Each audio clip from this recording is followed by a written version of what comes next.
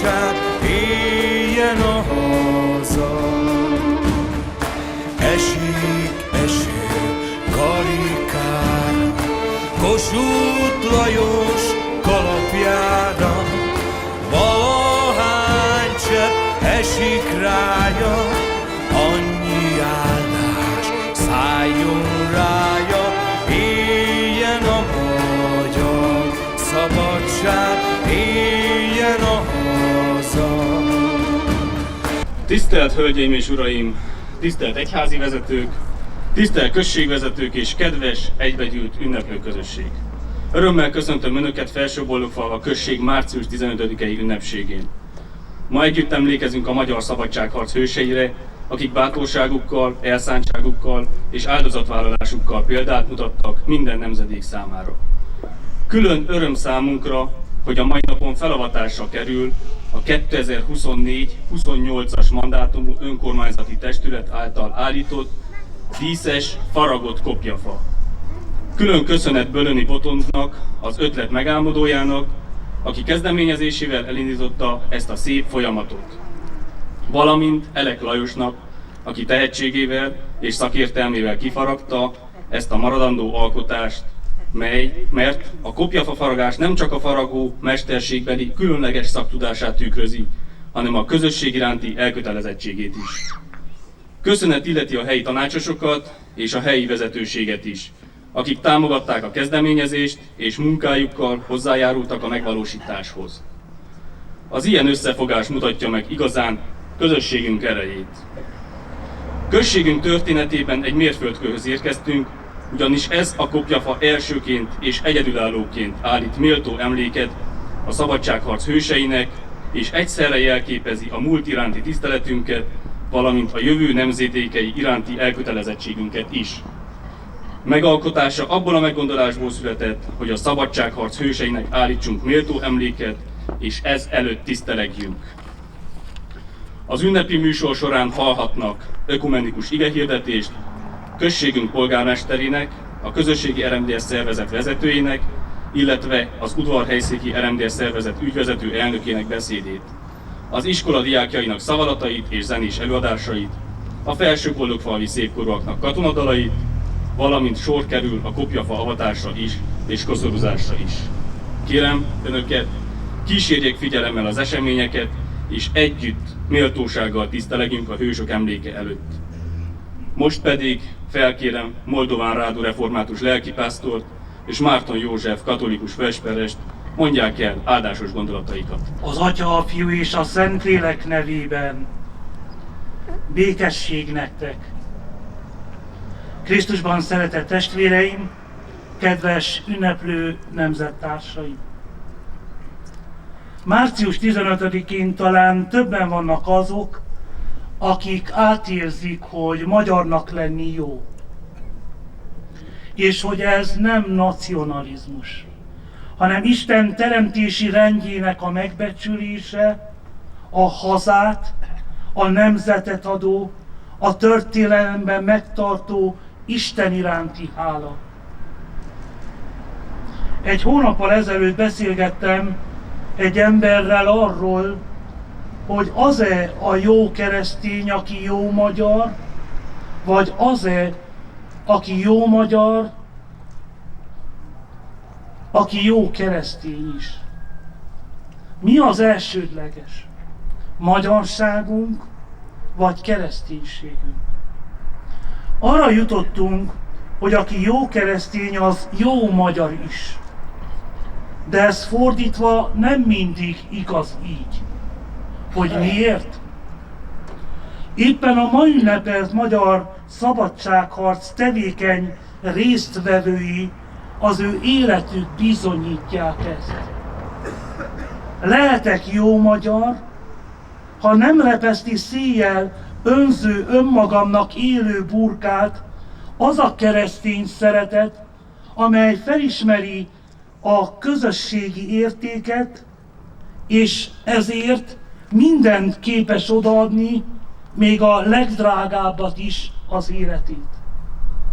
Ez krisztusi életfelfogás és cselekvés.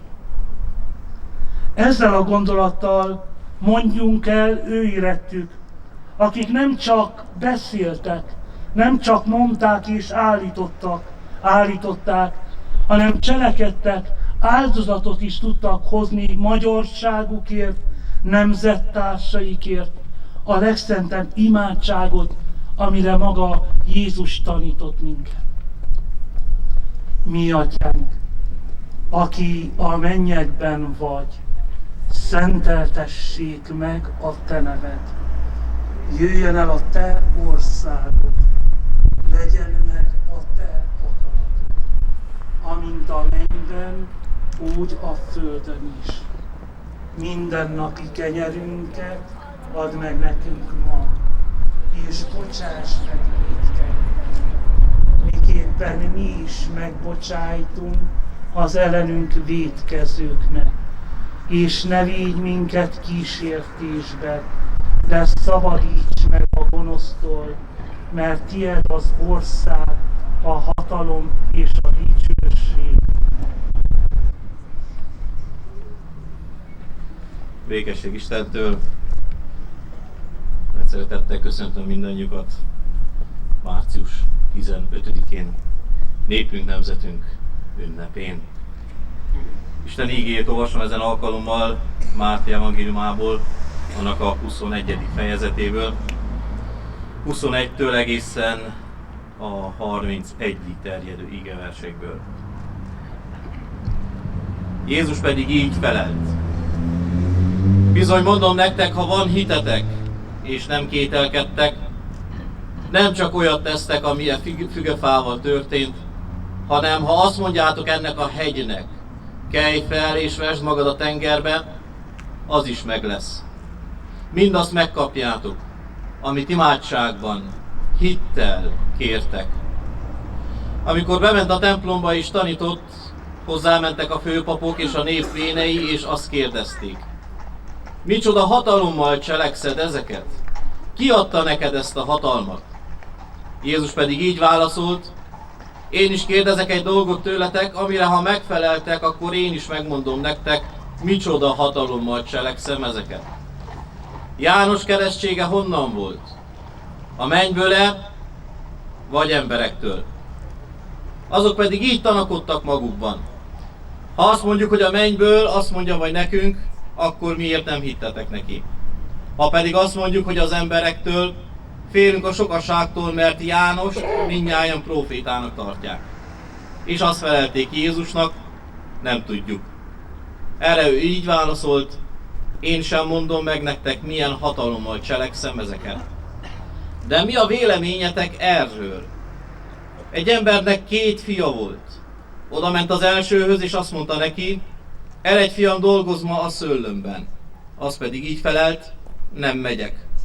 De azután meggondolta magát, és elment. A másikhoz is oda ment, és hasonlóképpen szólt. Az így válaszolt: megyek, uram, de nem ment el. E 2 közül melyik teljesítette az apja akaratát?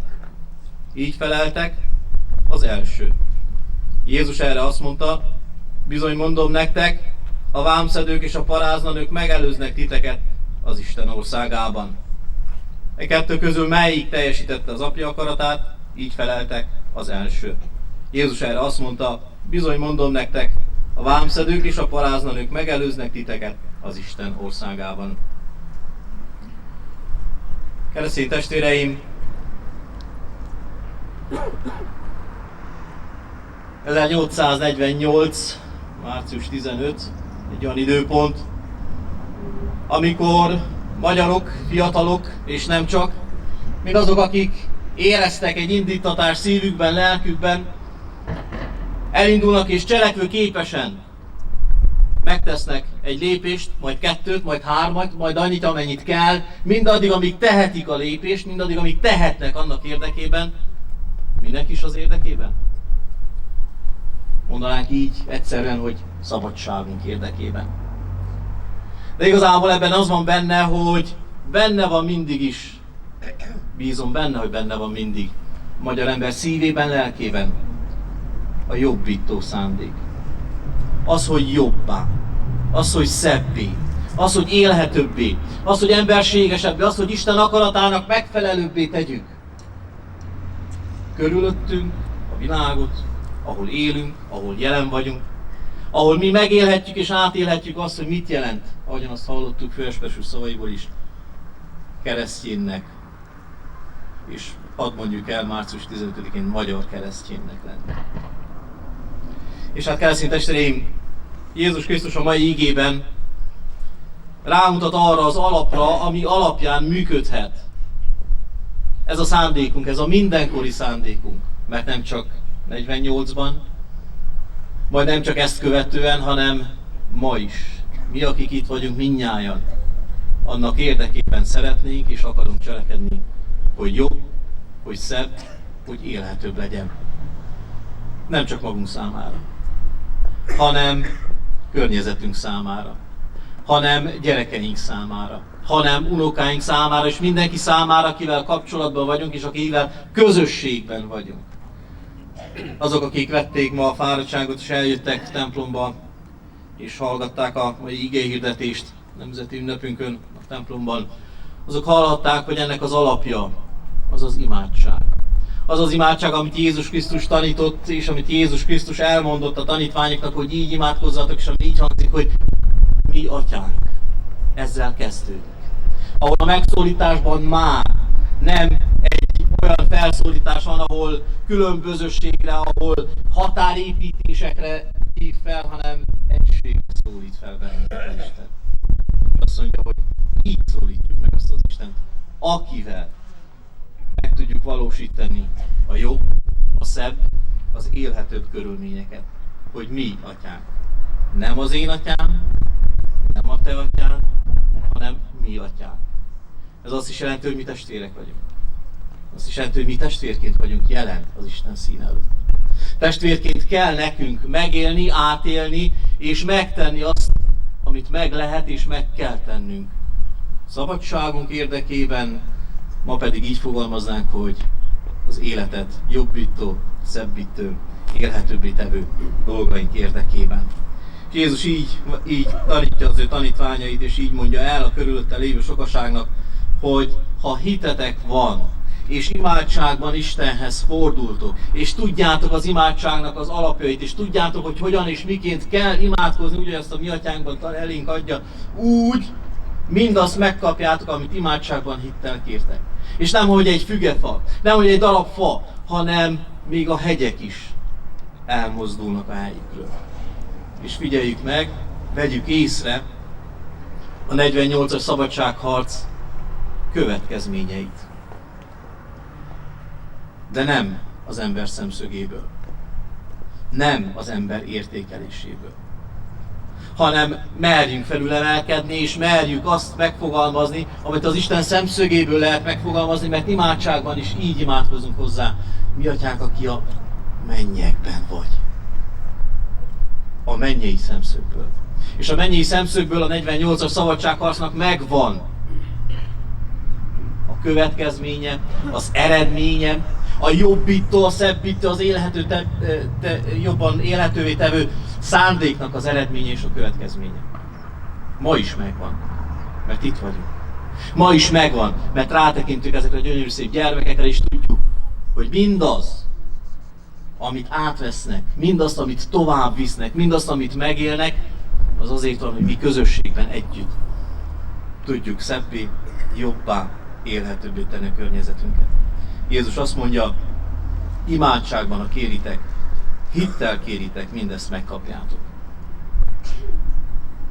Ebben a tanításában Jézus azonban nincsen egyedül. Mindig van kísértő, mindig van gonosz, mindig van próbálkozás arra, hogy az életet, káoszba tegye és abba az irányba indítsa el. Ne vigy minket a kísértésbe, de szabadíts meg a gonosztól. És itt az történik, hogy jönnek a főpapok, jönnek a vének, és azt kérdezik Jézustól, micsoda hatalommal cselekszed ezeket? Mi az a hatalom, ami mögötted van? Mert hogy akkor, amikor Isten megjelenik, és az Isten jelenlétének köszönhetően jobbító, szebbítő tevékenység van, akkor az látható. Micsoda hatalommal cselekszed? Melyik az a hatalom, amelyik mögötted van? Mert nem mindegy, hogy milyen hatalom. Mert a hatalmi kérdések azok mindig is voltak, vannak és lesznek. És a hatalmi kérdéseknek köszönhetően kellett 48-ban fiataloknak fellázadni és azt mondani, hogy eddig és ne tovább. És a hatalmi kérdéseknek köszönhetően nézzünk szét ma a világban, és azt mondjuk, hogy merrefele tart ez a megbolondult világ. Hatalmi kérdések. Ahogyan azt egykor fogalmazták itt Boldogfalván, ki dirigál kinek? Ki mondja meg kinek? Ki az, aki rendelkezik azzal a hatalommal, hogy merre és milyen irányba? És Jézus nem válaszol erre a kérdésre. Megengedi magának, és megengedheti mindig is magának az, aki keresztény, aki Krisztus követő, aki így van jelen a világban, hogy a provokatív kérdéseknek, hogy azoknak, amelyek ártani akarnak, azoknak a kérdéseknek ne válaszoljon. És kiderül, hogy jobb politikus, mint ott azok, akik ezt a kérdést felteszik. Mondjátok meg, János keresztsége honnan van. Ha ezt megmondjátok, válaszoltok, akkor én is megmondom. És nem hangzik a válasz, mert jön a számigálás, jön a próbálkozás, jön az, ami nem a közösség érdekében van, hanem a saját érdekükben van, és azt mondják, hogy ha azt mondjuk, hogy Istentől, akkor magunk alatt vágjuk a fát, ha azt mondjuk, hogy nem Istentől, akkor is, mert akkor megköveznek az emberek, mert hisznek Jánosnak. De mi a véleményetek erről? Mondja tovább Jézus ezeknek az embereknek. Mi a véleményetek arról, hogy van két testvér? És az egyik, amikor az apja felszólítja, menjen el a szőlőbe dolgozni, akkor azt mondja, hogy nem megyek el. Aztán fogja magát, és mégis elmegy, és elvégzi a munkát. Majd pedig mondja a másodiknak, és azt mondja, hogy menj el a szőlőbe dolgozni, az pedig azt mondja, hogy elmegyek, de végül nem megy el. Melyik teljesíti az atya akaratát?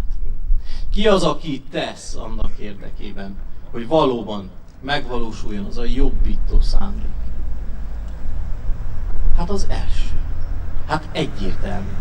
Hát tudjuk, hogy az, aki cselekvően jelen van. Tudjuk, hogy az, aki megteszi. Tudjuk, hogy az, aki nem csak a száján, hanem neki fog és megteszi és megcselekszi azt, amit meg kell tenni.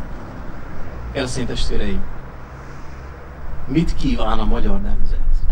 Azt kívánja a magyar nemzetünk, azt kívánjuk mi itt most Felső-Boldogfalván, olyan cselekvő egyéneink legyenek, akik megteszik azt, ami a felelősség, ami az identitás tudat, ami az Istenhez és a magyar népünkhöz való tartozást, felelősségét jelenti, hogy legyünk, akik cselekszünk. Mi, akik testvérek vagyunk. Mi, akik így tudjuk megszorítani az Istent, hogy mi atyánk. Így legyen hát ünnepünk. Így legyen szebb jövőnk, így legyen élhetőbb környezetünk. Mindannyian, ha teszünk ennek érdekében. Amen. Köszönjük szépen tiszteletes úrnak és Beresperes úrnak az áldásos, ideillő gondolatokat. Most pedig felszólítom Zsombori Leventét, Felső-Boldogfalva község polgármesterét, hogy tartsa meg ünnepi köszöntőbeszédét.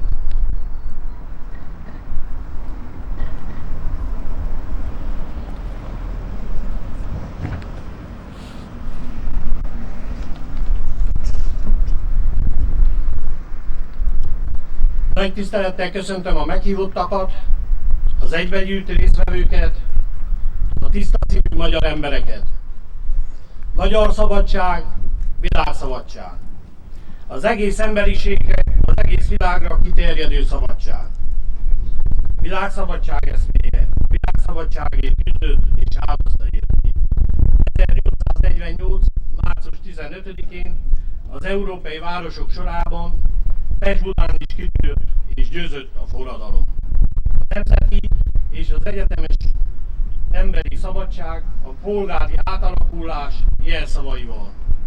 A pesti ellenzéki kör, a fiatal értelmiségek, a radikális csoportja már 1848. március 5-én bekapcsolódott a pozsonyi országgyűlési politikai küzdelmekben. Már itt gyülekezőt fújtak a magyar húszárok táborába, és üzentek a Kárpát-medence húszárainak, többek közt a székelyeknek. bajtársaink, mi mindig egyet akartunk, hogy szabad, független hazába szabadon éljünk. Mindent megteszünk az emberek és az nemzetek közti jó akarat érdekében. Nem akarunk új háborúkat. Mi nem az igazságot akarjuk, mi az igazságot és az emberi bölcsességet a fejlődésben akarjuk látni. Ezt követjük és ezt adjuk át nemzedékről nemzedékre. Bízunk az ifjúságba, az ifjúság a mai jövőképünk. Ez az ifjúság az igazság szeretetét tűzte ki a haza védelmére. Ez az ifjúság kiállt a hamis nemzetellenes provokációknak és a hamis proféciáknak. Megőrzi nemzeti erőnket. Ez az ifjúság képes az újabb tettekre, a szellemi és a morális erőlelépésekben. A magyar nemzet, a haza, az emberiség üdvére, hogy méltó legyen abban a helytállásban, amire hivatott. A magyar ember feladata az, hogy minden téren teljesítse a nemes küldetését, amire hivatott. Megőrizze függetlenségét, szabadságát, tudásvágyát, hogy tudjon segíteni más nemzeteknek is a megmaradás hitével. Március 15-e a magyar nemzet ünnepe, de a világon minden nemzet tiszteli ezt, mert a magyar szabadság világszabadság.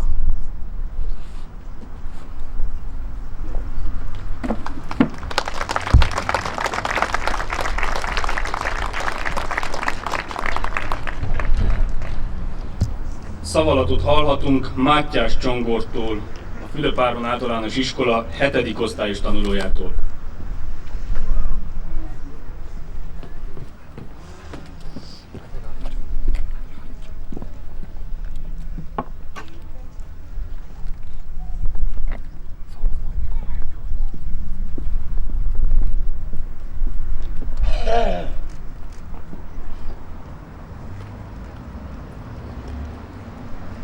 Benedek Elek, az aradi 13. 13 voltak, mind hősök valának. Magyar szabadságért bátran harcolának. 100-szor is rohantak a hősi halálba. Kard nem fogta testük, jó nem találta. Csuda történet ez, hihetnéd mesének. Bár elől harcoltak, el mégsem esének. Ellenség sorában kardjuk utat vágott, magyar módra védték a szent szabadságot.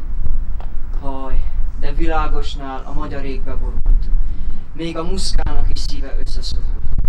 A kardot ketté törték a magyar vitézek, fellek közül a nap rájuk sírva nézett. Dicső halállal, kik meg nem halhatának, szívüket szaggatál, szörnyű nehéz bánat. Ó, de jó azoknak, akik nem láthatják, a hősök kezére a bilincset mint rakják. Pereg a dob pereg, vajon miért pereg? Hát az a sok ember vajon miért kesereg? Azért a dob pergése, emberek sírása, 13 hősnek sírját hóhírással. Szent szabadságért, kik harcoltak nagybátran, közös lett a sorsuk szörnyű csúf halálban. Golyó kötél, hősnek, a hősök hősének, s nem szólhat sírjukon a halotti ének. Ó, de bús történet ez, ennek társa nincsen, egyszer enged ilyent megesni az Isten. Azért engedi meg, hogy tegye próbára, a népet, kit szeret, válik-e javára. Nagy a bölcsességed, Isten, mérhetetlen, megérté a magyar, mi volt érthetetlen. Szörnyű volt a próba, népet kiállotta. Te láthatod, Uram, nem halt meg alatta. Magyar vitézségnek híre messze szállott, sok s nagy szenvedése mind javára vállott. S hol rém lett a hősök zord akasztófája, nyílik a szabadság vérpiros rózsája.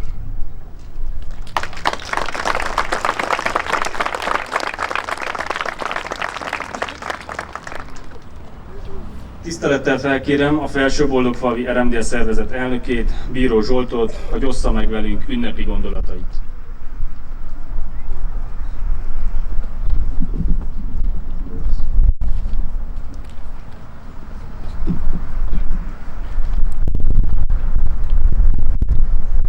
Főtisztelendő egyházi előjárók, tisztelt politikai vezetők, tisztelt Felsőboldogfalvi önkormányzati testület, tisztelt emlékező közösség, kedves fiatalok, a jövő nemzedéke.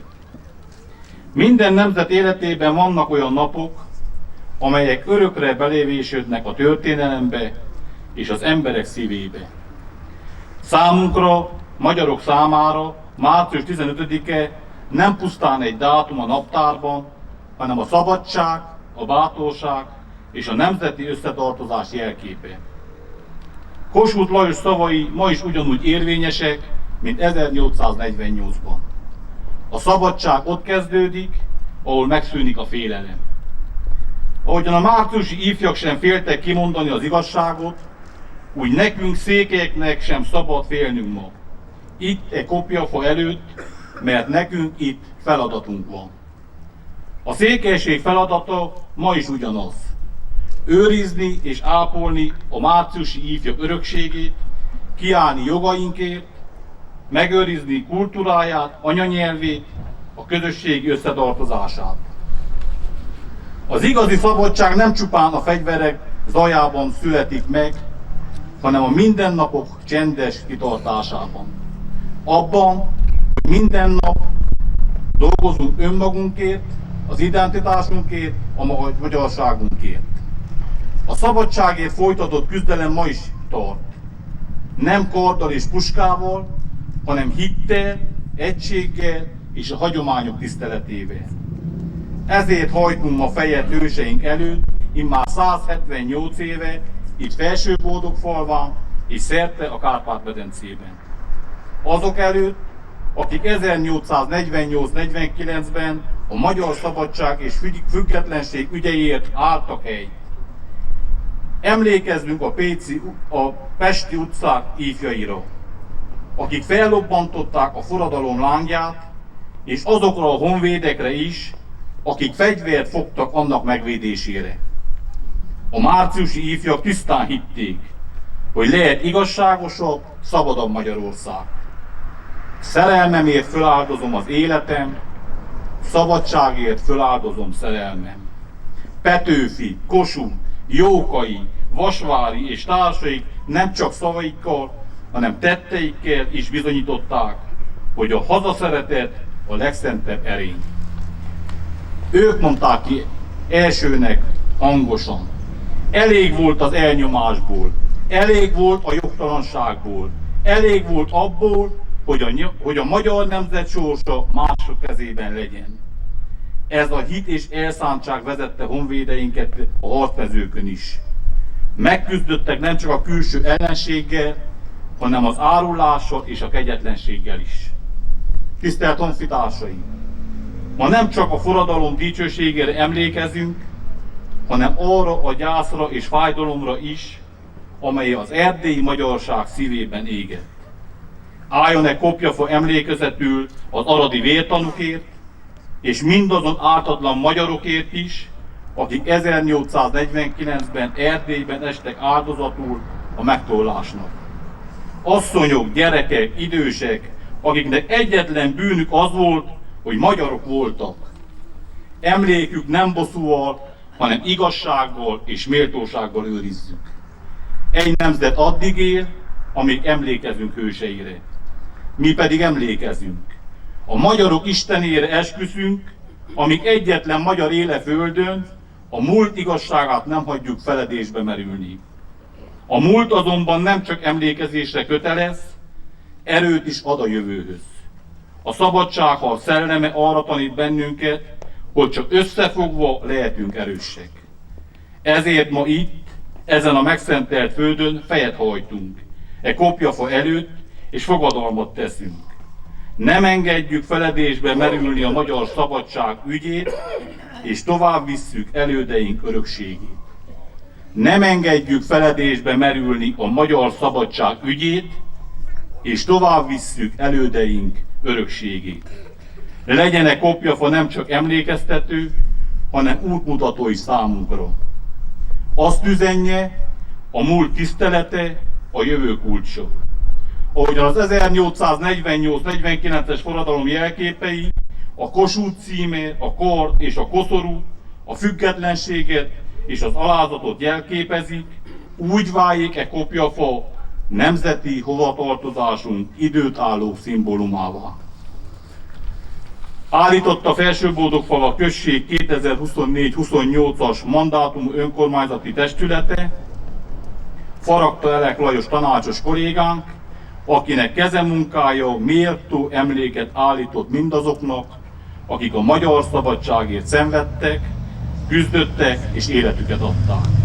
Isten áldja Magyarországot, éljen a székely nemzet, éljen a magyar szabadság. Köszönöm szépen. Köszönjük szépen! Most pedig tisztelettel szólítom a mikrofonhoz az udvarhelyszéki RMDS szervezet ügyvezető elnökét, Sinka Arnoldot. Mondja el ünnepi gondolatait.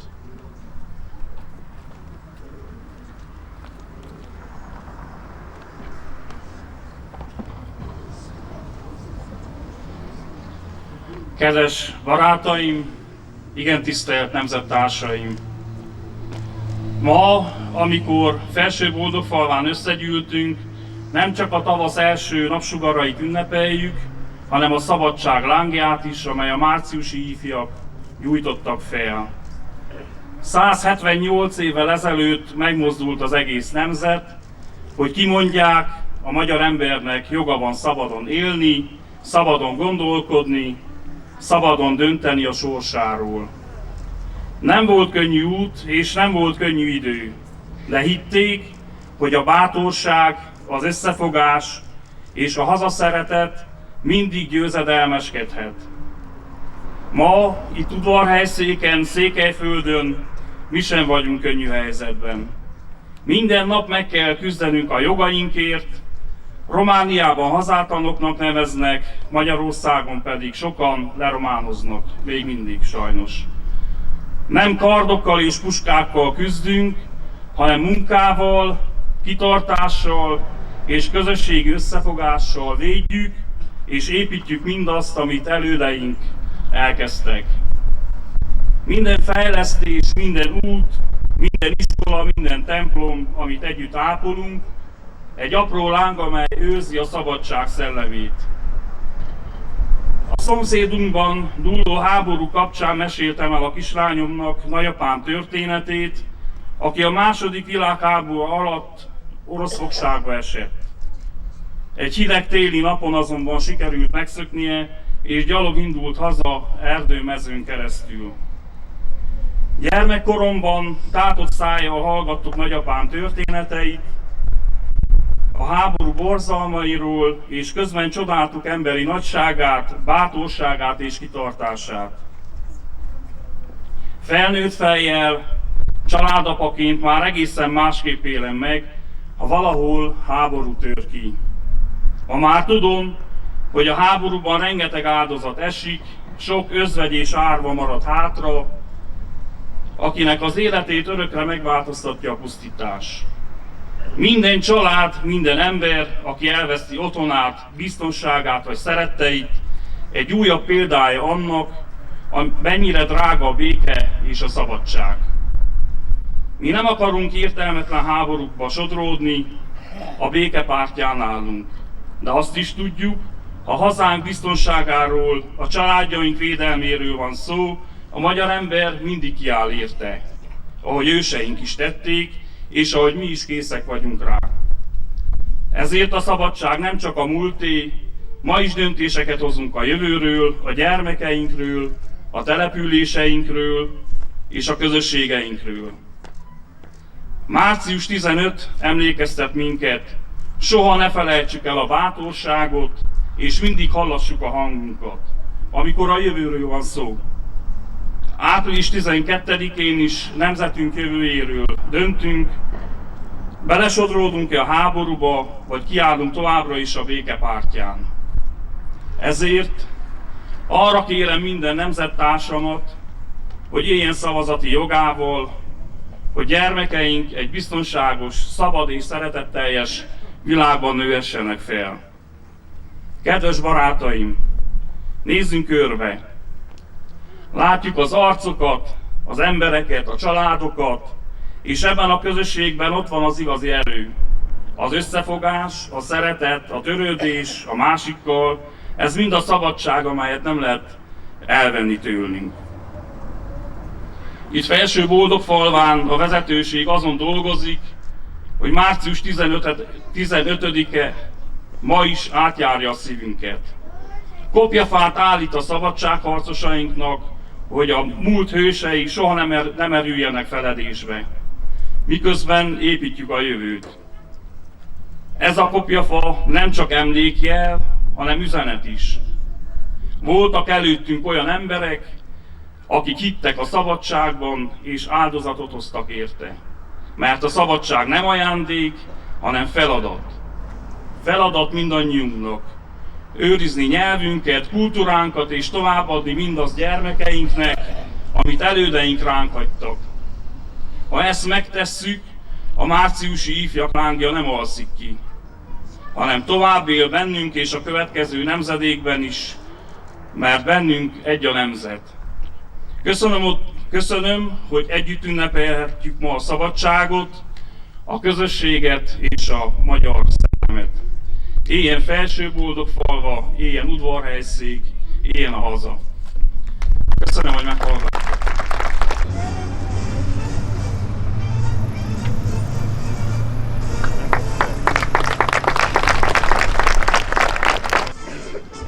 Koszorút helyez el Felső Boldogfalva község önkormányzata és az udvarhelyszéki RMDS szervezete.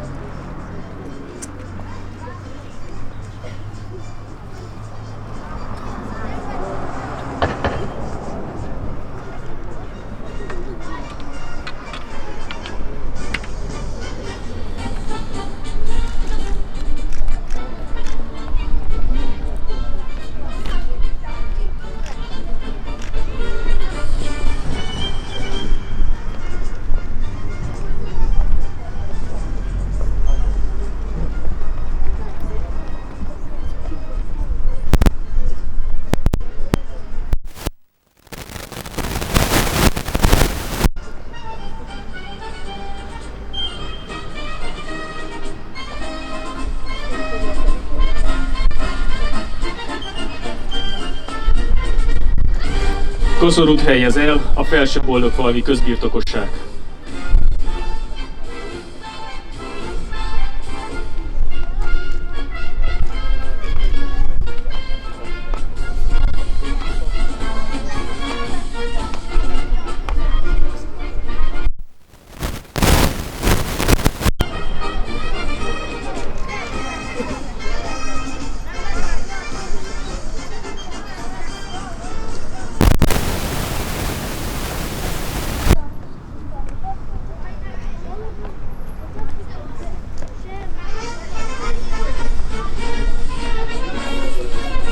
Koszorút helyez el a Boldogfalvikum Egyesület.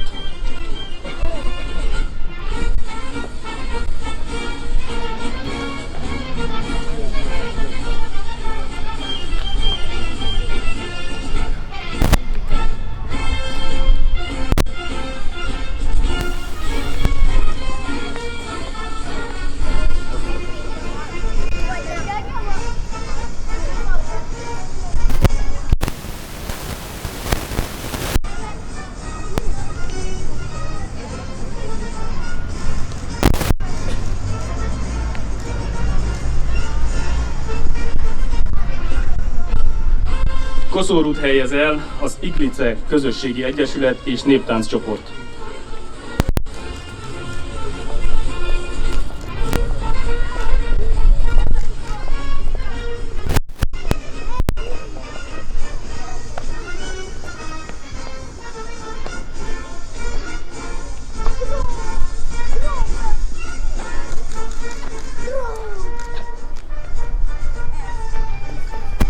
És végül koszorút helyez el a Felső Boldogfalvi Szépkorúak Egyesülete.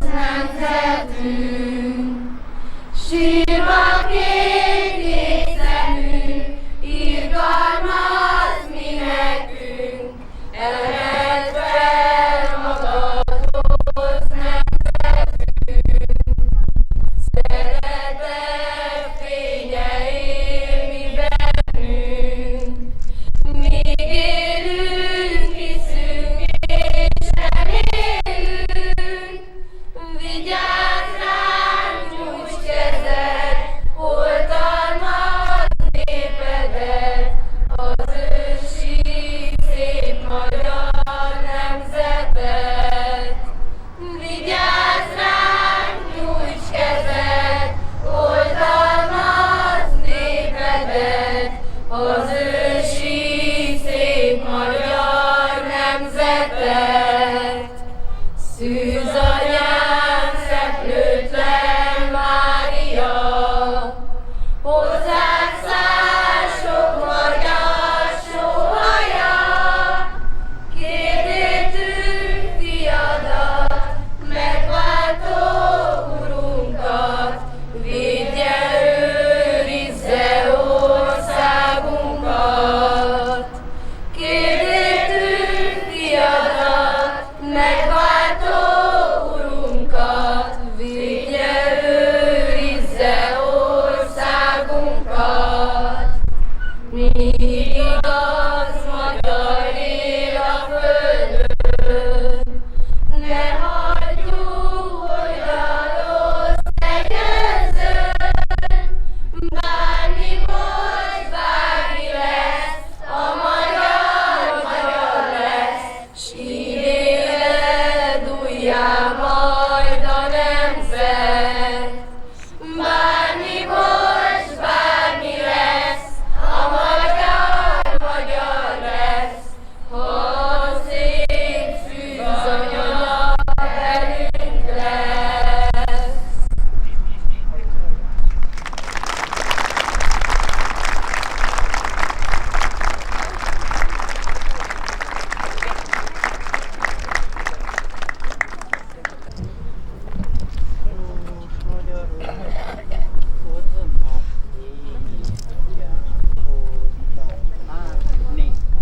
Bús magyarok imádkoznak égi atyánk hozzá, fordíts elénk magyarokra jóságos szent orcát. Sírva kérünk, fohászkodunk, hozzád száll a lelkünk. Ennyit enged, sok fájdalmat meg nem érdemeltünk. Pusztul vérzik mindenfelé a házunk és földünk. Összefolyik a vérünkkel minden nap a könnyünk. Fáj a szívünk a lelkünkben, össze vagyunk törve. Küld le nékünk a békesség angyalát a földre. Bús magyarok imádkoznak, hallott atyánk, hallott. Se testünkkel, se lelkünkkel nem kívántunk harcot. Megbocsájtunk mindazoknak, akik reánk törtek. Csak még egyszer add vissza a drága magyar földet. Megbocsájtunk mindazoknak, akik reánk törtek. Csak még egyszer add vissza a drága magyar földet.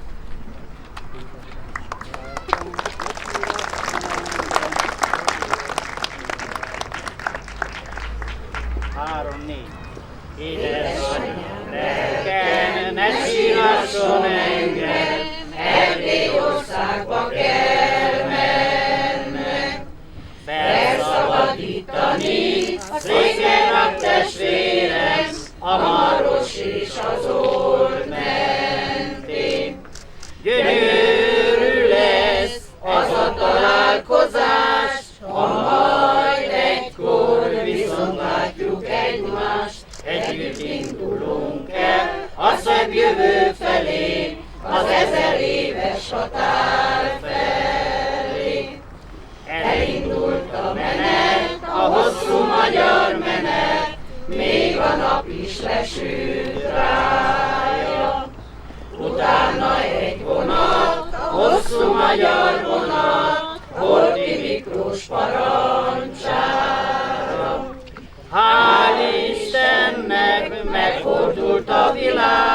zöld ablakban, piros-fehér virág, gyönge női kezek szórják a virágot, megérkeztünk Kolozsvárra.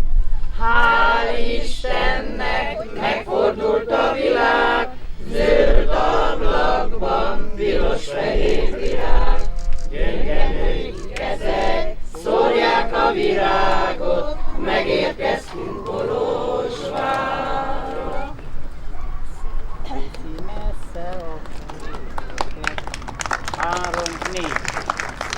Viszi messze a fellegeket, felettünk lángol az ég. Nyújtsd ide, édes, a kis kezedet, ki tudja, látlak-e még? Ki tudja, ölele a két karom, ki tudja, csókol-e a szád galambom, ki tudja, melyik éjjel, melyik hajnalán indul a század tovább. Bármerre járok a csillagos ég, nevetve tekint le rám. Bárhová fordul a kormánykerék, mindig csak te nézel rám. Járhatok úton vagy a hegyek tetején, sülődhet szélzivatar galambom, te vagy a szívemben örök remény, te hozzád száll ez a dal. Járhatok úton vagy a hegyek tetején, sülődhet szélzivatar galambom, te vagy a szívemben örök remény, te hozzád száll ez a dal.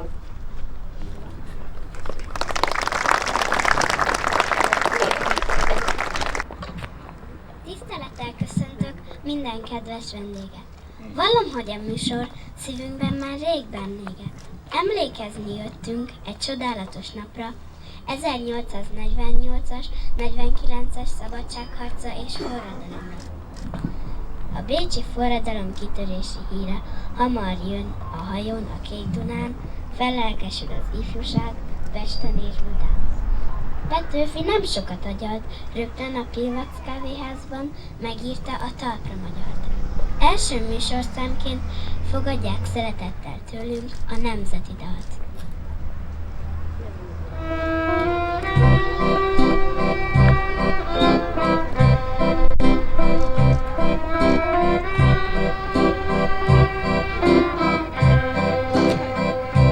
Talpra magyar, híja haza, itt az idő, most vagy soha. Rabok legyünk, vagy szabadok, ez a kérdés választható. Rabok voltunk mostanáig, kárhozottak ősapáink, kik szabadon éltek, haltak, szolgaföldben nem nyughatnak.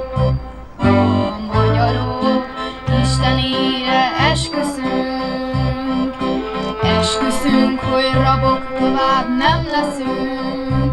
A magyarok Istenére esküszünk, esküszünk, hogy rabok tovább nem leszünk. Sehonnan bitangember, ki az, ha kell, halni nem mer, kinek drágább, hogy éleke, mint a haza becsülete. Fényesebb a láncnál akar, jobban ékesíti akar, és mi mégis láncot hordunk, ide veled régi kardunk. A magyarok magyarok istenére esküszünk. Esküszünk, hogy rabok tovább nem leszünk. A magyarok istenére esküszünk. Esküszünk, hogy rabok tovább nem leszünk. A magyar név megint szép lesz, méltó régi nagy híréhez. Mit ránk rentek a századok, lemossuk a gyalázatot. Hol sírjaink domborulnak, unokáink leborulnak, és áldó imádság mellett mondják el szemneveinket. A magyarok istenére esküszünk. Esküszünk, hogy rabok tovább nem leszünk. A magyarok istenére esküszünk. Esküszünk, hogy rabok tovább nem leszünk.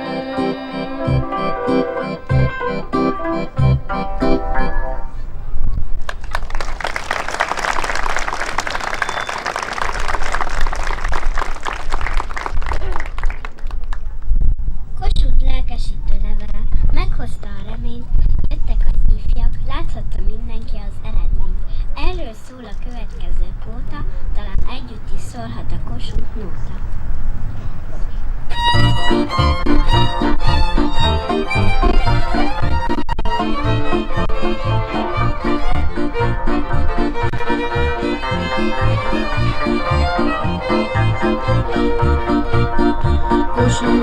Kossuth Lajos azt írta a levélbe: minden derék magyar legényke most a regimentbe. Szabadságért harcolni, a csatában meghalni. Háromszínű magyar zászló diadalra juttatni. Szabadságért harcolni, a csatában meghalni. Háromszínű magyar zászló diadalra juttatni. A kaposi strázsamester azt írta a levélbe, hogy 300 új regutta kell most a regimentbe. Az is olyan kell pedig, kialulra ráillik. A csatába trombitások kísérik. Az is olyan kell pedig, kialulra ráillik. A csatába trombitások kísérik.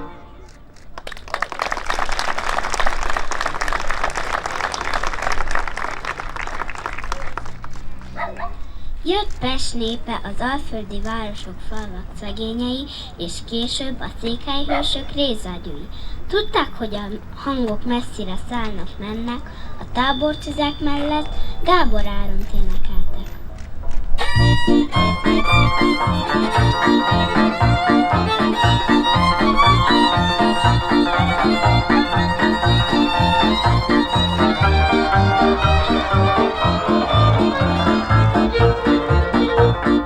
Gábor Áron rézádjúja fel van virágozva. Indulnak már a tűzérek messze a határba. Nehéz a rézágyú, fölszántja a hegyet, hölgyet.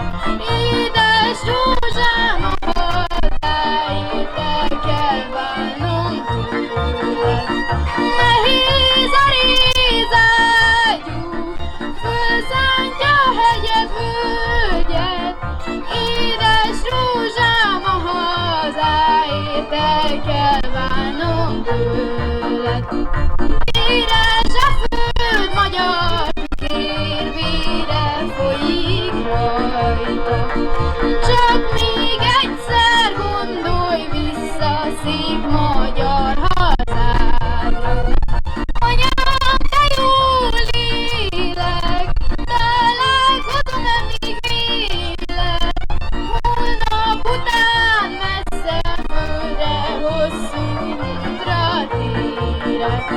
Anyám, de jól élek, találkozom-e még véled?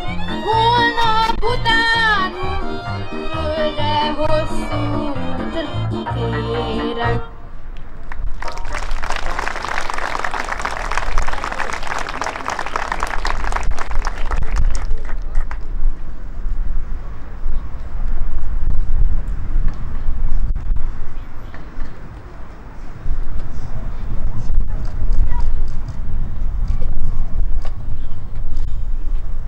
Kedves emlékező közönség!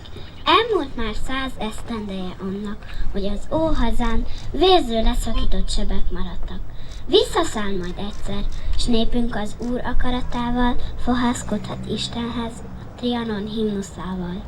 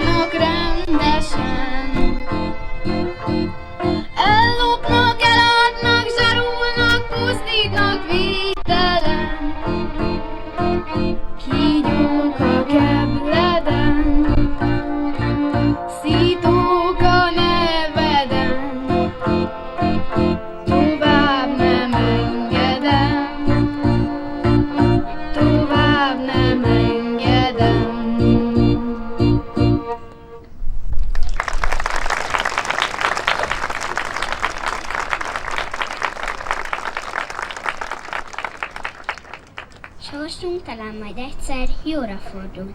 Mindenki meglássa, a zsarnoknak vége, sírhelyét majd magának megássa. Jön majd egy jobb világ, s a kérdésekre felelni kell. Most pedig a magyarok világhimnuszát énekeljük el.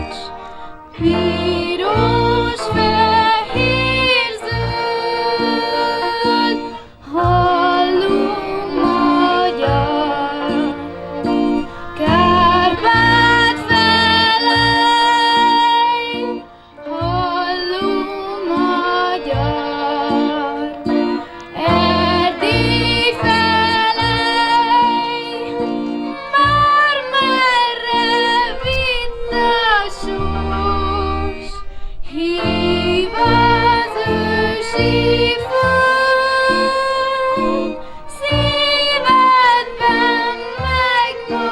megmaradt, piros, fehér, zöld, de messze van Amerika, szegény magyar. Hol van haza,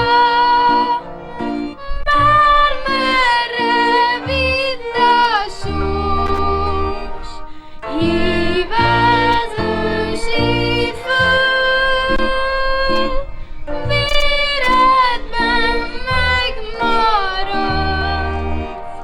piros, fehér, zöld, bármerre vidd a sors, hív az ősi föld, síródig megmaradt,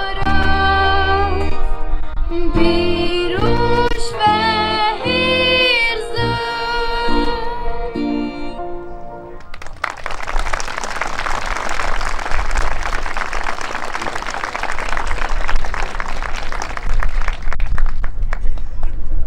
Ha már a himnuszoknál tartunk, műsorzárásként hallassék Istennél, s jöjjön a 4 személy himnusza, szóljon Csanádi Mihalik, Kölcsei és Erkelnek himnusza.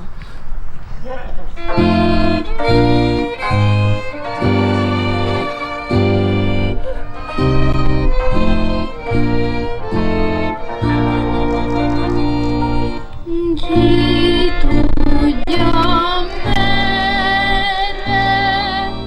merre visz a végzet, györöngyös úton, sötét éjjelen. Vezess még egyszer győzelemre.